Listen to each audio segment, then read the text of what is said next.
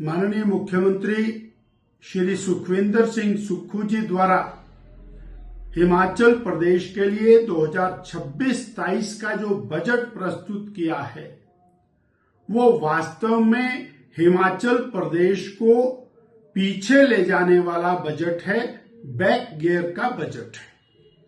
ना तो हिमाचल प्रदेश के किसी मुख्यमंत्री ने कभी ऐसा बजट प्रस्तुत किया और जिसमें 4,000 करोड़ रुपया गत वर्ष की तुलना में कम प्रावधान किया है। अर्थात हिमाचल प्रदेश की सभी विकासात्मक योजनाओं के धन में भारी भरकम कटौती होने वाली है और ये जो 4,000 करोड़ रुपए की कटौती है, इसका प्रभाव हर योजना और हर विकास कार्य के ऊपर निरंतर दिखाई देगा। जो बजट पढ़ा जा रहा है वो बजट चाहे वो मत्स्य पालन का हो, किसान का हो, बागवान का हो, वो बकरी पालन का हो, वो मुर्गी पालन का हो, वो सारा का सारा बजट केंद्र के और बजट के अंदर जो प्रावधान किए हैं उन प्रावधानों से निकाल करके केवल किताब को मोटा करने का काम किया है। हमें एक बात स्पष्ट रूप में कहनी है कि 3.5 साल यानी 3 बजट लगातार केंद्र की मोदी सरकार को गाली देकर के सुखविंदर सिंह सुक्खू की सरकार ने बिताए हैं और चौथे साल का बजट भी माननीय मोदी जी और केंद्र की सरकार को बुरा भला कह करके इन्होंने बजट की शुरुआत की है।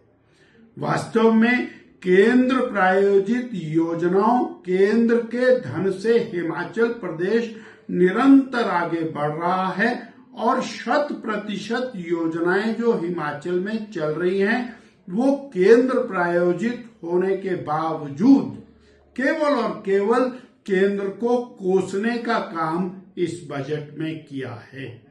एक और जो सबसे बड़ा झूठ इस बजट के माध्यम से प्रदेश की जनता को परोसा गया है वो ये कि जो 10 गारंटियां और घोषणाएं कांग्रेस ने 2022 में की थी वो सरकारी दस्तावेज के रूप में प्रदेश की कांग्रेस सरकार उन गारंटियों को पूरा कर रही है।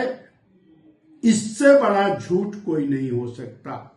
उन गारंटियों में कहा गया था कि पहली कैबिनेट में 1 लाख सरकारी नौकरियां मिलेंगी, पक्की मिलेंगी, पेंशन वाली मिलेंगी। आज तक एक भी नौकरी नहीं मिली। उस गारंटी में कहा गया था 28 लाख बहनों को 1,500 रुपया महीना पहली कैबिनेट में मिलेगा। 3.5 साल 40 महीना बीत जाने के बाद किसी को कोई पैसा नहीं मिला। उस गारंटी में कहा गया था 100 रुपए लीटर दूध पहली कैबिनेट में किसान का बिकना शुरू होगा। आज 60 रुपए लीटर दूध की बात कहकर मुख्यमंत्री जी गारंटी पूरी करने की बात कर रहे हैं। किसानों के साथ, बेरोजगारों के साथ, बहनों के साथ निरंतर भद्दा मजाक इस बजट में एक बार फिर किया गया है और 5 लाख रोजगार सृजन करने की बात जो उस गारंटी और घोषणा पत्र में की गई थी वो कहीं पर दिखाई नहीं देती है और प्रदेश की जनता के लिए एक खोखले आंकड़े प्रस्तुत करने के अलावा इस बजट के अंदर कुछ भी नहीं है। इस बजट में बिगड़ती कानून व्यवस्था को संभालने के लिए कोई प्रावधान नहीं है। जिस प्रकार से माफिया राज प्रदेश के अंदर फैला है उसके नियंत्रण करने के लिए कोई प्रावधान नहीं है।